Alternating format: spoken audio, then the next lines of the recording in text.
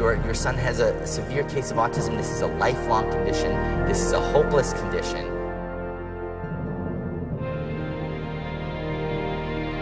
He's never going to be able to communicate in any meaningful way, or talk, or make friends, or go to a typical school.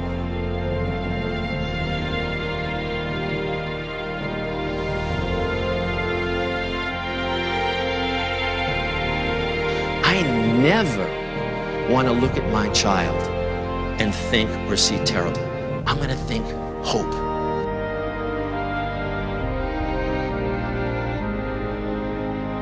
He emerged completely from this so-called hopeless and irreversible condition, actually becoming a highly verbal, an incredibly interactive, a wonderfully curious, awesomely bright youngster.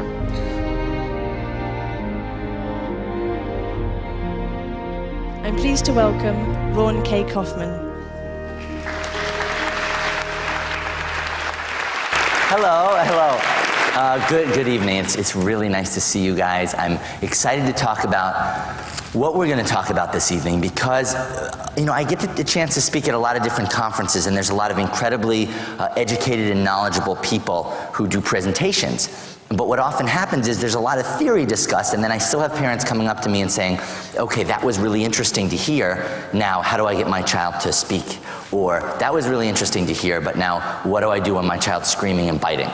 So tonight is really focused on giving all of you some really practical strategies that you can, hopefully if you want to, put into action immediately upon leaving the lecture. In order to do that, though, it entails really giving you a history of the Sunrise program and of all the principles that we're going to talk about so you can understand how they work and why they work. And it really starts with my own story and my own history, and that started when I was diagnosed as severely autistic as a young boy. And when I say severely autistic, I had no language. I was completely mute. I didn't look at anyone, including my parents. I had no eye contact. I didn't allow myself to be touched. I would spend my days doing repetitive behaviors like spinning plates over and over again, or flapping my hands in front of my face, or rocking back and forth. I actually had a tested IQ of less than 30. My parents were told, this is a really severe case. And, I talked to a lot of people who say getting the diagnosis of an autism spectrum disorder is really devastating. I actually don't think it's the diagnosis itself that feels devastating for most people. In fact, for many parents I talk to, they actually say in some cases it's actually a relief because you know what's going on. What I think can absolutely feel devastating for a lot of people is the prognosis. All the predictions of all the things that your child is never going to be able to do in the future. And clearly my parents received such prognoses as well. So my parents were told, look, your son has a severe case of autism. This is a lifelong condition. This is a hopeless condition. He's never going to be able to communicate in any meaningful way, or talk, or make friends, or go to a typical school, or own his own home, or live on his own, or have a job, or have a girlfriend, or all the things that for many of us we take for granted when we have a typical child. This was deemed simply not in the cards for me. And my parents were told, listen, you have 2 daughters, focus your time and attention on them, because your son is going to eventually need to be put in an institution where he can be properly managed and properly taken care of. And if you do put him in an institution, we might be able to, over the years, teach him some self-care skills, like we may be able to teach him to eat with silverware, or maybe to dress himself in the morning one day. But that's pretty much the ceiling of what you can hope for your son. And of course, I always really make sure that when I'm doing a lecture tour around the UK or the US or any other country, I always make sure I take a special entourage of people to dress me in the morning. So I think that's important to, of course, some of you are laughing, some of you are like, so just so you all, that's called a joke, right? I've been dressing myself for a few decades now, so we can put that one to rest. But I do joke about it, because the reason why is because it was said with such a sense of finality and such a sense of truth that this is simply the way it's going to be, and there's really no other possibilities in the cards for you or for your son. And, in the face of that, my parents did something really, really amazing. And by the way, this is, look at him. That's me as a little kid. You can see I'm really into these cups, much more into inanimate objects like that than I was into people. And first of all, please allow me to put a question to rest that's probably burning in many of your minds, which is, how did this adorably cute boy with all that hair turn into this not as cute guy with no hair? You know what? It's a question I've pondered myself many times. I can assure you it is not a side effect of the Sunrise program. But anyway, the thing that I do want to point out about this picture is that I actually do look very happy and involved in what I'm doing. And I think this points to and really crystallizes something that is so amazing and beautiful and incredible about our children, that makes them really different from a lot of other children, even other children who have disorders or disabilities. And that is this: our children are not banging on the door begging to be let out. They're not going around saying, please cure me of this horrific disorder. You know, I want to be part of your world. I don't want to be the way I am. They're not saying that, right? They're not saying, Mom, Dad, the whole pooing in the diaper thing, it's disgusting, it's gross. If you could teach me to be toilet trained, that would be great. They're not saying that. Our children are actually, they're in a world that works for them. It's us who want our children to grow and change. And why shouldn't we want that? That's a great thing to want. But the point is once we realize that the main thrust of that, in most cases, is coming from us, that actually gives us some good information, because we can start to really see that, okay, if we're the ones who want our children to grow and change and join us in our world, it's up to us to really get them behind it the way that we're behind it. It's up to us to really get them involved the way we want them to be involved. It's up to us to sell our world to our children so that they want it as much as we want it for them. And that's an important keystone to keep your mind on. So what did my parents do? My parents, they took me home. They turned their back on really all of these dire prognoses and predictions. And they designed and developed their own home-based, child-centered program, where they worked with me for a little over 3 years. And of course, this is a great picture of the Sunrise program in action, the first Sunrise program. This is my mom working with me. And by the way, that you are correctly seeing that is a bathroom. We don't advocate that you do your Sunrise programs in bathrooms, but that was actually where she spent several years with me when I was little. And that was the beginning of what is now a really well put together, honed version of what we've developed into the Sunrise program playroom, workroom environment, which is an environment for really optimized learning and interaction, which I will touch on briefly in this lecture. And it's something we go into a lot of detail in our training programs as well. So this was the beginnings of that. And one of the things that was great about this was it was a really distraction-free environment where there wasn't a lot of extra stimulation happening. And at the same time, it was an environment where my mother didn't have to say no to a lot of things, the way you would, for instance, in a kitchen. And she didn't have to say, don't touch that, that's dangerous. This was an area where she could just focus on building that interaction level and that relationship with me.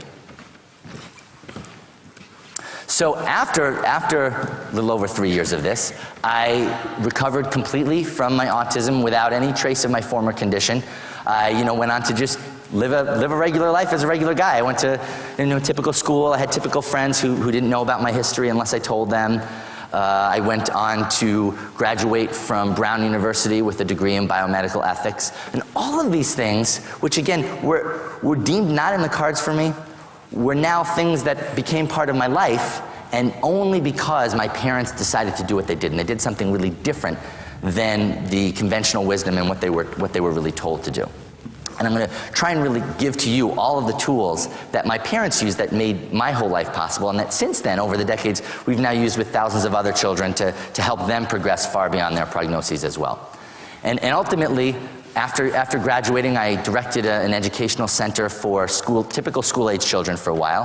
And now I lecture and teach in the Sunrise program and do lectures internationally, so that ultimately this is a program and tools that people can have access to, which is why we've tried to give you guys access to this tonight.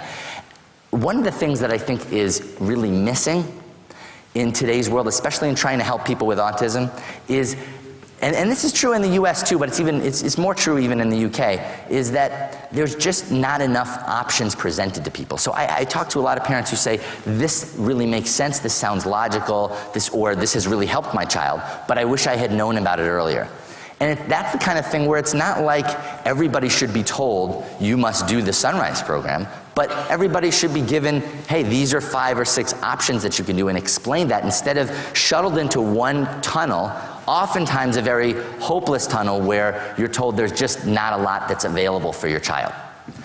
So this is what happened actually. Ultimately, after my recovery, my father, Barry Neil Kaufman, who is an author, he wrote the book Sunrise, S-O-N-R-I-S-E. This is actually the current, more expanded version called Sunrise, The Miracle Continues. The reason why that is it actually has 5 other stories laid in the book of 5 other families who've used this program with their own children and had really remarkable results as well. So that's that book, and that was originally a bestseller and then turned into an NBC television movie, which was viewed by many millions of people from around the world, and then people started to come to my parents and say, can you help us? Can we learn some of these tools to help our own children?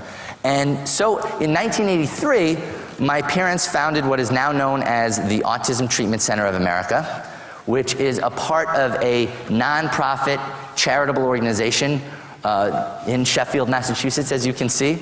And at this organization, we really focus on helping parents and caregivers and professionals and family members to really enable their children to dramatically improve in all areas of learning, communication, skill development, and overall development as well.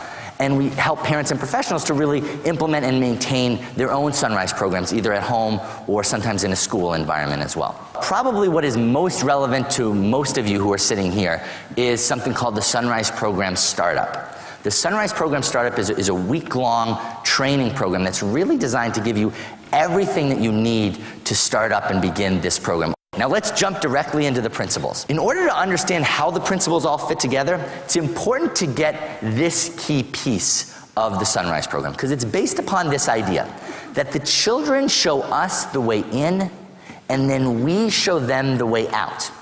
Okay, that's important, because a lot of us, we love the second half of the sentence. Right? I'm going to show them the way out, right? I'm going to get them to act normal and stuff and talk and stop doing those behaviors and all. Yeah. And you know what? We want that for you too. We want to help your child grow and change and connect more with you. But what we've really seen is that if we want to show our children the way out and help them cross that bridge over to our world, first, we actually have to join them in their world. First, we have to build a bridge from our world to their world and connect with them on their terms. So that rather than forcing these children to conform to a world that they don't yet understand, we start by building a connection in their world that they can understand, and then using that relationship that we've built up as basically a doorway to help our children then start to walk into our world and connect with us on our terms and learn the things that are going to be useful for them to learn in our world as well. It's a really important key piece to understand, and that actually leads into the very first breakthrough strategy that we're going to talk about this evening. And that is, I have to tell you, this is probably the most controversial principle of the Sunrise program, definitely one of them. And it's called joining. And here's how joining works. All of those, quote, stimming behaviors that your children do, that everybody's trying to get them to stop doing, right? All those repetitive, ongoing behaviors that everyone's trying to get them to just stop. Not only do we not stop your children from doing those behaviors, but we actually participate in and join in with those very behaviors. Actually participating in them. And it's not some con game, by the way. It's not some situation where we're copying or mimicking or imitating or mirroring. I hear those words used a lot. That's actually not what we do. It's not something where a child's flapping and I'm like, okay, how long do I have to do this before he looks at me? All right. It's not about that. It's not about tricking them into interacting with us. It's actually about sincerely participating in and getting involved in the things that our children are really focused in and involved in. And believe me, our children are smart, they're sharp, they know the difference. And that's the real, and you know what, honestly, you all know the difference, right? You know the difference if your friend or your spouse or your partner is just kind of going along with something because they feel obligated to do it with you, versus when they're actually interested in your life and in what you're doing. That feels totally different for you. Feels different for our children too. So a key piece here is actually participating in and joining in with all those types of behaviors, those that we often call stimming, that everyone else is trying to stop our children from doing. Now, you might say, even as you hear me say this, and I can understand you having this concern, well, wait a minute, hold on a second.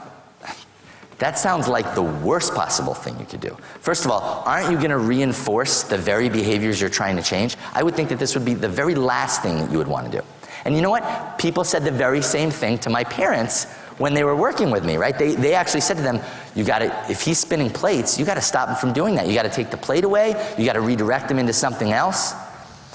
And I have to say, in retrospect, I'm certainly grateful my parents didn't listen to all those people. But I can actually understand you having that concern. It's a legitimate concern, especially if you haven't seen this principle in action yet or used this principle yet. Because what my parents, again, what they did is, instead of taking the plate away from me, instead of getting me to stop, they'd get a plate, they'd get down next to me, and they would spin plates with me. And actually, far from reinforcing the behavior or getting me to do it more, that was where they saw their first breakthroughs. That was the first time I looked at them, started including them in my play, and communicating with them. And this is what we see. When we join children in what they're doing, it does not reinforce the behavior. And by the way, I'm not just speaking from personal experience here. It's not like my parents just did this with me and it worked and so we said, great. We've done this with thousands of children for decades from around the world. We never see it reinforce the behavior. Quite the opposite, actually. We see these children, often for the first time, really look at us, connect with us, include us in what they're doing, and ultimately do the very behaviors we're joining in with less rather than more, and spend more and more of their time interacting. And again, a key thing to understand is that even the objection to say this is going to reinforce the behavior is based on a view of autism that isn't actually accurate. Right? What is autism at its core? Right? Oftentimes it's talked about as if it's a behavioral disorder or a learning disorder. Right? So basically it's a behavioral disorder where we have to get these children to change their behavior and stamp out these certain behaviors and promote these other ones. Or it's a learning disorder where these children just have a problem learning. And yes, our children behave very differently and they learn very differently. No question about it. But those are symptoms rather than causes. We really see that at its core, autism is a social relational disorder. It's an interactivity disorder. Basically, our children have difficulty connecting with and forming relationships with other people. Right? And that is the central deficit that our children are struggling with. And that then becomes the central focus that we try and help them with. So first of all, understand that if our children were taking all their social cues from us, they wouldn't be autistic and not a one of you would be here today. Right? So we already know that's not what our children are doing. Secondly, we really see that these children are doing these things for a reason. They're not crazy people doing these behaviors for no reason. They're doing it for a reason. Now, it's not all the same reason, but ultimately, really see where our children are coming from, which is they're trying to make sense of a world that is incredibly unpredictable and incredibly overloading from a sensory input point of view. So things that might appear very predictable to us, to our children, might appear really unpredictable, but all the time. And things that might appear easy to digest, like if we just are silent for a second. Okay, so you can hear the vent. Some of you heard the rumbling a little bit in the floor. You can hear people moving around, even breathing sometimes. But most of you, for most of this lecture, are tuning that out and focusing on the person talking. Right? For our children, in many cases, that's all coming in at the same volume. And all the sights and smells and sounds and physical sensations are coming in a really intense way. A lot of our children have a lot of sensory integration problems. That, combined with intense unpredictability 24 hours a day, it's like them being in a shopping center all the time. So ultimately, they're trying to come up with a way to digest and cope with that. And they actually do. Our children are quite brilliant and they do come up with a way to do that. But then we spend a lot of our time trying to break them of the very method they've come up with to try and digest a world that for right now is indigestible to them. And this brings up a really important piece of the program to be aware of. First of all, really important to understand that, and this is a common misconception, I hear it all the time, especially about the Sunrise program, which is, oh, I know what the Sunrise program, aren't you the guys that say, like, you just go with the child, you just like do what they do all the time, and then somehow they just sort of like learn to talk and be toilet trained and make friends and all that? And that sounds as ludicrous to me as it does to you, trust me. That's crazy, okay? Of course not. By joining your child, that's not going to magically teach them to speak and make friends and go to school and do all that. It doesn't teach them all that. However, it builds the platform that is necessary for all future education and growth. It builds that key interaction that you actually need to do that. So, as a result, we do not join with everything our children do. We don't. And I'm not going to advocate that you do that, which is why I have this slide, and I really want to help you implement this at home. So you want to understand, you don't want to join with everything. You only want to join with certain types of activities and behaviors. So what types of activities and behaviors? Well, we call it the ism. Okay? If your child is not doing an ism, we don't join. If your child's doing an ism, then we totally, absolutely join. And it's important to get the difference with that, because one of the things that's important to understand with the Sunrise program is that the when is as important as the what. When you teach is as important as what you're teaching or even how you're teaching. So when your child is doing these repetitive behaviors over and over again, that's actually not the time to teach. It's not the time to teach anything new. It's not the time to request things. It's not the time to say, look at me, or don't do that, or look at this new toy I brought in. It's not the time to do any of that. It's actually not even really the time to set any kind of agenda whatsoever. That's the time to relationship build. Relationship build, relationship build, relationship build. That's the time to do that. And let me paint you a little bit of a picture, actually. I want you to imagine it's just a really nice day in London. And you know what? You've worked hard all week, you're a little bit exhausted, you're kind of pooped out, and you just want to do what's relaxing and easy for you on your one day off. Let's say it's a Saturday and you have the day off, and you're just going to do something relaxing. So you go to a nice park in London, and you find a nice park bench that's kind of in a secluded area, and you sit down, and let's even say you bring your two kids with you, but you have your two kids play over on the grass, and you're just sort of relaxing on the bench, and you're watching your two kids play, and it's nice. It's a sunny day out, and it's so good to just relax and blow off some steam from the whole week that you've had. And then some guy comes up to you, some loud, I don't know, bald American comes up to you, and is like, hey, what's up, man? How you doing? Listen, I got a great idea. There's a great movie playing just down the street in about 45 minutes. So I'll tell you what, forget your kids. We'll hop in the car. We'll go see a movie. It'll be great. It'll be awesome. Okay, let's go.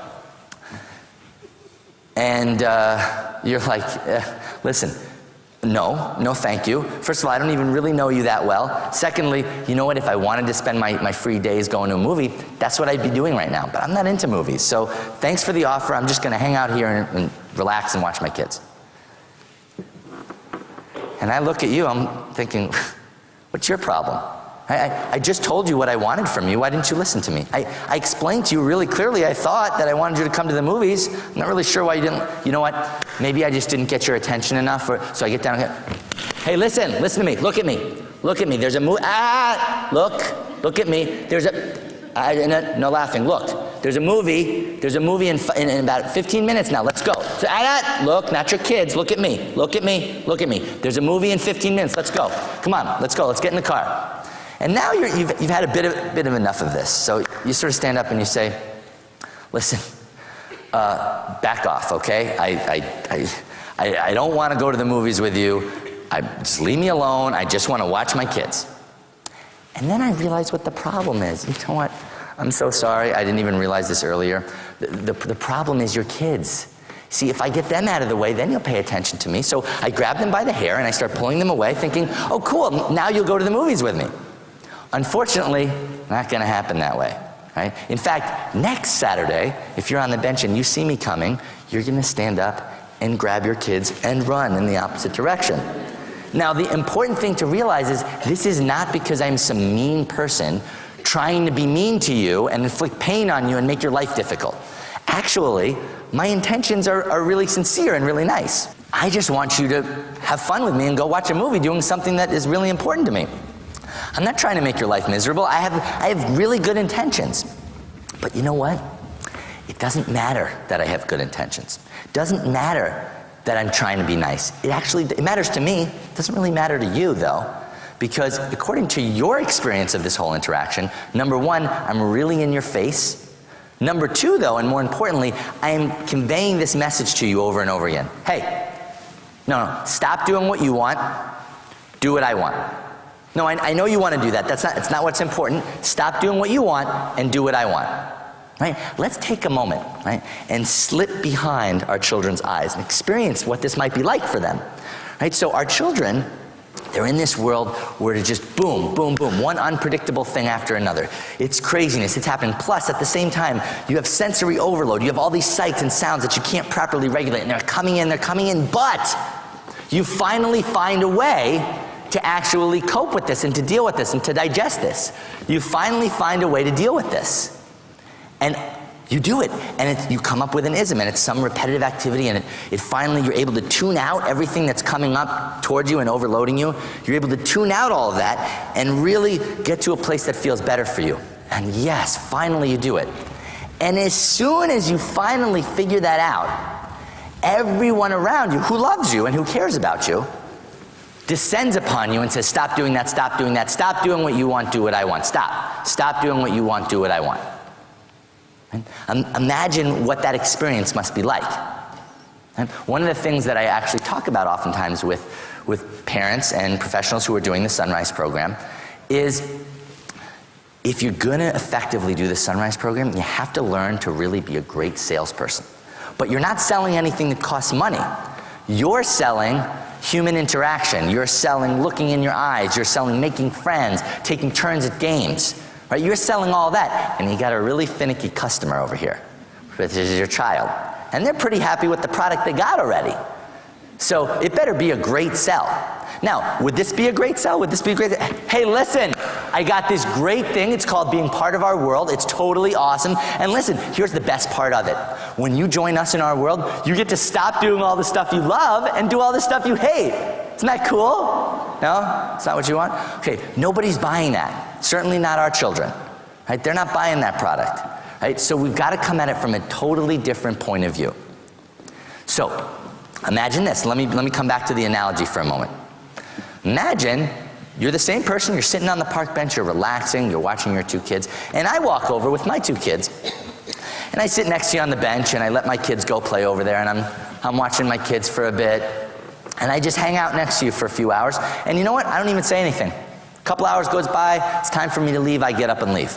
The next weekend, I see you there again. I'm sitting on the bench again with you. I'm watching my two kids, and maybe we chit-chat a little bit. Are those your kids? And you say, yeah. And I say, yeah, these are my kids. And maybe I ask you how old your kids are. I tell you a little bit about my kids.